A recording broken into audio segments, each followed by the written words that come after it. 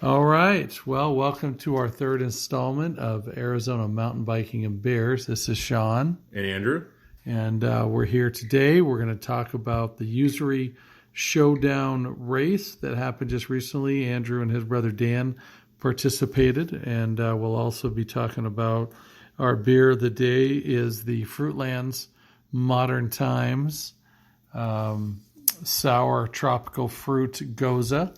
So we'll be covering that. And so we're going to kind of jump right in and talk about this race. And I'm going to let Andrew kick it off with a little basic race info for you. All right, awesome. This is my first race I've done, and it was a great place to start. I couldn't really ask for any more. Before I signed up for the race, I looked at the race course, looked at their Strava, wrote it, and I'm like, this is something I want to be a part of. And so if you want to talk about the course, here we go. It's a Le Mans start, so you had 300 yards of running, and you ran up Noso Trail and grabbed your bike from your teammate. And by the way, we made sure Andrew's younger brother Dan ran instead of us old geezers. Well, number one, younger brother, he means running, and he did cross country when he's in high school, like 300 moons ago, so he's totally doing the running. He's a few pounds past high school at this point, but he's a few pounds. E for effort. He's a few pounds past Golden Corral last week too, but it's okay. So he ran 300 yards up Noso. He did great. Actually passed some people, shocking. And then that's when you get to the top of Noso, you're at the big dirt lot or the horse staging area, Usery, which is pretty centrally located in the park. And then you head west on Blevins, get through the big sand pit there that they dug out quite a bit before the race, which was super helpful. And then you take Blevins west to Chain Fruit, come around and come back down to Lost Sheep. And that connects to Moon Rock. Moon Rock kind of loops around to Blevins again, and that heads east. And then you ride for a little bit, connect to Noso, take sharp right on Noso, and go straight down to Levee Trail, which you're going to be on the levee for a while. There's some gravel bikes out there, so you watch those guys pass you. And goes all the way east, makes it a U-turn south, and then back up. And then you're going to go north on Spillway and make a quick turn to the right on Ruidoso, and then back north on County Line to Meridian, and then on to Cat's Peak. Cat's Peak, there was the Cat's Peak, you go around, and then after 2 o'clock, you had the option of taking the Cat's Peak Pass, which... Beware. That's a hell of an incline, and most of it's hike-a-bike. It is, and some people can ride it. Some people can jump off their bike and run in bike shoes, which is good for them, and make just astonishingly good time up that. It's about a half mile shorter. The regular lap's about 12 miles, and you get about 11.48, according to the Garmin, for whatever that's worth. Let's see. If you're back on Blevins. After coming around Cat's Peak. And then you just have a short little bit on Blevins, like Sean said, and then you're back to the big dirt lot, and you're ready to, pass that baton to your teammate and take a rest. That was from 10 a.m. until 6 p.m.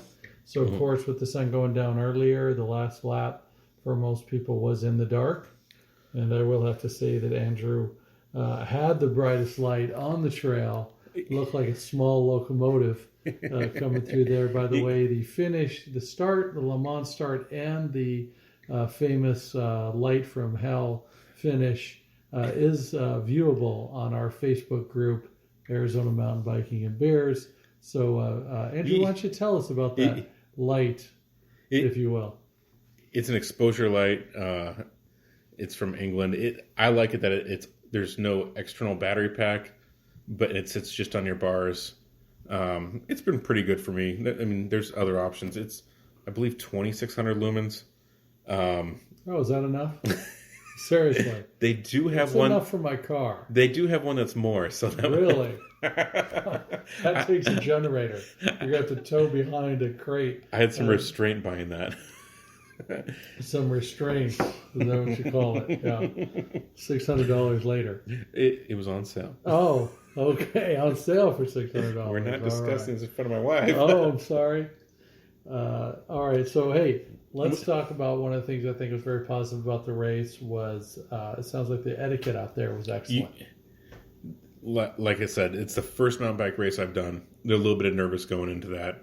I mean, I ride a lot, and if you come across some fast riders, you're just out on a Saturday, you might just get off your bike and sidestep the trail and let them have fun.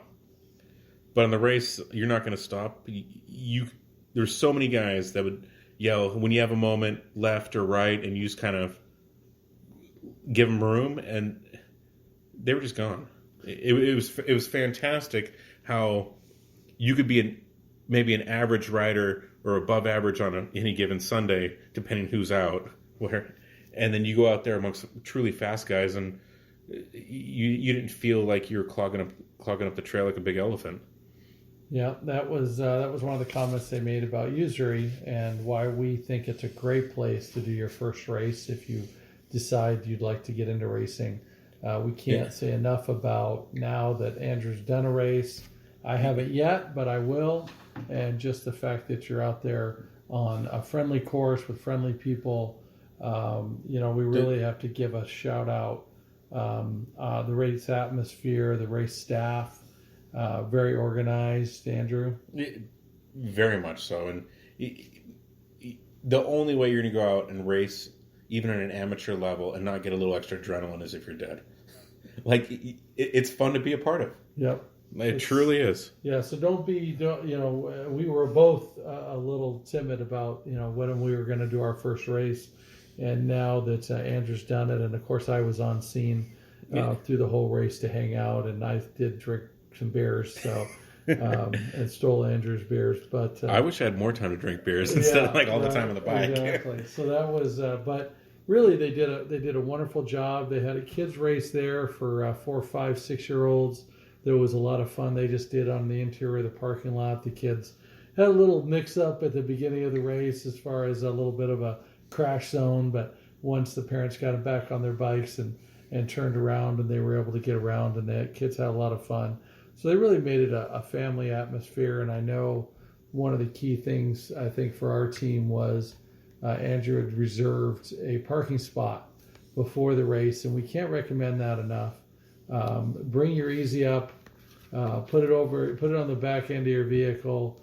We recommend typically, depending on how it's set up, is to park your vehicle in the west and put your Easy Up on the east and sit under that, and it was fabulous. You don't need to live in Arizona long to block that afternoon sun coming at you. Yeah, we're good at that. And the other cool thing about the kids race, it was free.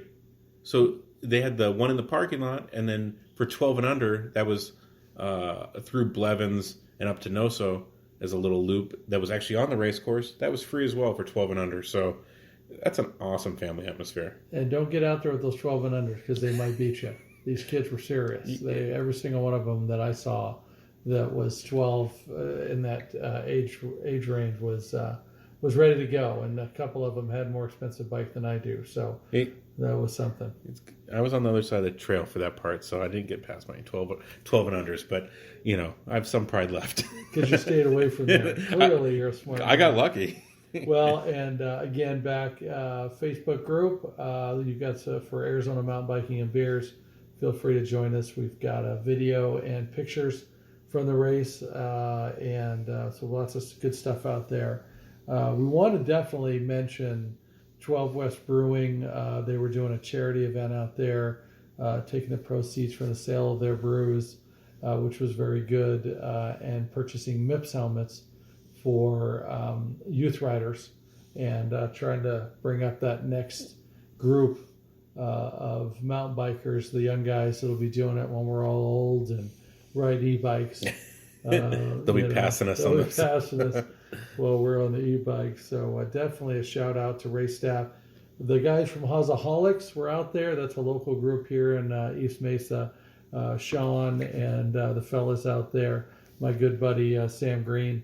We worked together, and he introduced me to those guys, and just awesome.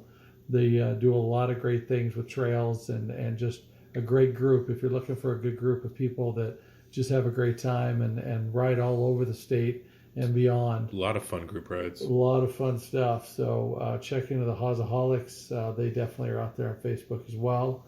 12 West Brewing, Adrenaline Shock with the energy drinks was out there. They were giving away tons of free energy drinks, sugar-free, according to them. So that was good. So that was kind of our big thing to do with the race. So again, definitely, if you're looking to do a race, we can't say enough good things about driving you to better fitness. The nice people, the amount of people that are willing to help you answer questions, anything. Questions about whatever you want. Like, it could be down to the shoes, the bike, the nutrition. Everyone was, and we'd be talking about guys that are ladies much quicker than yourselves, and they were super open and friendly just to share their love for mountain biking, and you can't beat that. Yeah. If you could walk up to anybody's Easy Up and sit and talk to them, and we had guys, some great race teams out there. Rooster Racing, Tactical Fitness was out there. I think the construction crew team was out there. I think there was one guy that single speed may have done an inordinate amount of laps. Just killed it out there. Made the rest of us cry. So that was pretty awesome as well. I'm very happy my bike has gears. Yes, exactly. The single speed guys, they're incredible. That was awesome. So, all right. Well, so that's most of what we have to talk about for our experience out there at the Usery Showdown. So we're going to jump into our next segment, which is going to be talking about our beer of the week, which is the Fruitlands Modern Times Sour Tropical Fruit Gose. So, Andrew, what'd you think? That's one of my all-time favorites for hot day, little sour, little fruity, and not too high on alcohol content. I mean, you can have a couple of them and just enjoy the afternoon as it passes. I thought that was a great, after race beer. I thought it was fantastic since it was free at the race because I was stealing yours. That was awesome, which I again appreciate the free beer. So if you're going to hang out and cheer me on, enjoy. There you go. So that was so we really enjoy that beer. I enjoy it as well. I'm not always up on exactly the really hard sour ones, but Modern Times is a little more mellow. It's very mellow on the sour. And it is fruity though, but I'm not opposed to that either on a hot day. Yeah. So that was real good. So we were happy with that. We do want to say and make an announcement that we will be doing a podcast in the future for my first race, which will, believe it or not, be the 24 hours at Old Pueblo. You're going whole hog. Whole hog. Just doing the big race first. And somebody fell out, and Andrew said, "You need to get in here." So I said, "What the heck? Let's do this thing. This is where you rent a trailer. It's a full weekend. Again, it's a full 24-hour race. This is a race that Lance Armstrong has shown up at a couple of times, and you really get some of the top bikers out there. And apparently, they have quite a village set up for this thing as well. So." The partying, the beer drinking, and Lance didn't win. And Lance did not win. Yes, No. That's a good point. Lance Armstrong, some really hardcore mountain bikers beat him and his team, which was made up of other professionals. So good on those guys that showed the pros what it's all about. If you want to race in the desert, you want to race mountain bikes. Don't bring your gravel bike or anything else in here. This is all mountain bike, but it's about 16 miles, and so it sells out as far as participants in about 5 hours or less. Actually, more or less, I think it may be more like 45 minutes. So this is a very popular race, and we're talking probably 1,000 to 2,000 riders. Not sure on that yet, but we'll find out soon. We'll find out soon. February. So you guys will, if you're out there listening, you'll definitely. You'll get ours. That's February, the weekend just after Valentine's Day, I believe. If Somewhere I'm not mistaken. Yeah. So we're both in trouble at home already for doing that. But hey, anything for mountain biking. It's hard to know you're in trouble when you're not at home. That's right. So we're also gonna have our next podcast will be to talk about McDowell Mountain Ranch, which is a great place if you're in Arizona to ride, and